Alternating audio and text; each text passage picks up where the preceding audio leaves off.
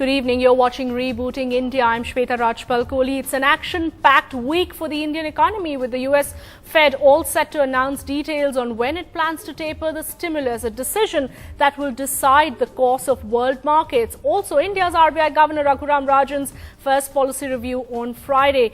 But first, let's take a look at the big story today. India's August inflation has touched a 6-month high. This mainly because of rising food prices that have seen a 3-year high. Onion prices up 245%. This is all data coming in for the month of August. Onion prices saw 245%. Vegetable prices were up 78%.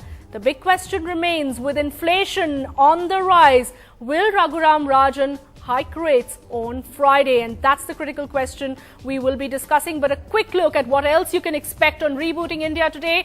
Larry Summers exits the race for Fed chief. The impact on India. Why should India be concerned if Larry Summers won't be the Fed chief? Also, 5 years on, Lehman collapse, the collapse of investment bank Lehman Brothers, and what it means for the world and for India. Have we learned any lessons?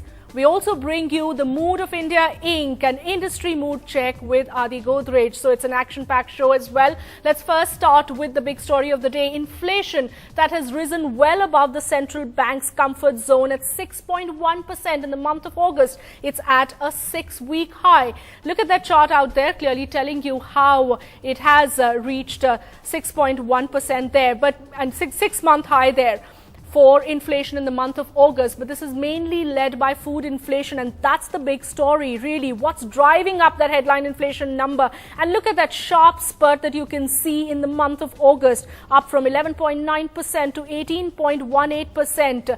Onion and vegetable prices clearly leading the spike, as we told you earlier on the show. Let me go across to our guest, Patrick Fowles, India business editor of The Economist, who joins me from Mumbai. Patrick, let me first get a sense from you on what this inflation number really means for India, particularly for Raghuram Rajan, who was really hoping that he would have some room to start focusing on growth right now, but clearly inflation spoiling the party.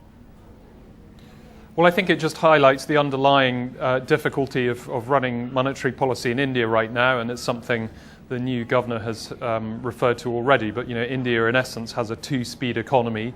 The rural economy is still doing quite well, and consumer prices are rising even faster than that WPI number.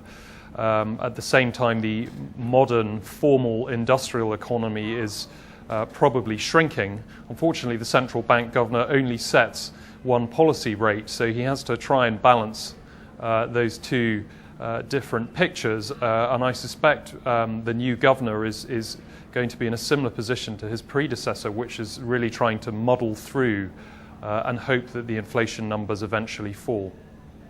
All right, and that's clearly something that he would hope, and the industry is also hoping that he would be able to focus a little more on growth, unlike his predecessor, who really followed a so-called tight monetary policy.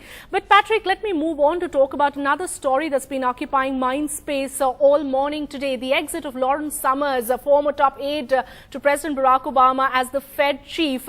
And why the story is interesting is because that really determined the course of India's stock markets today. If we could pull up the Sensex, and I'll show you why that story made a difference to India. So the Sensex clearly this morning was on a high because the exit of Lawrence Summers from the race of the Federal Reserve chief was being seen as a positive for India, and we'll tell you why. But look at how the Sensex tanked and erased its gains as soon as that inflation data came in, really reflecting the domestic concerns that continue to occupy, that continue to remain as the big challenge for policy makers. But going back to the big story there of Lawrence Summers, and that's possibly the reason why we've seen the rupee today at 62.83, mainly attributed to the fact that Summers, who was seen as a person pushing hard for withdrawing stimulus faster, following which emerging markets went to tailspin, is someone who has exited the race as the Fed chief. Why is it good news for India? Patrick, explain to our viewers, why should India be celebrating the fact that Larry Summers will not be the US Fed chief? Well, I think it first of all shows what a kind of vulnerable and strange situation India is in. The country's become pretty reliant on foreign capital flows, and that in turn means the mechanics of a bureaucratic appointment thousands of miles away like this suddenly start moving India's markets.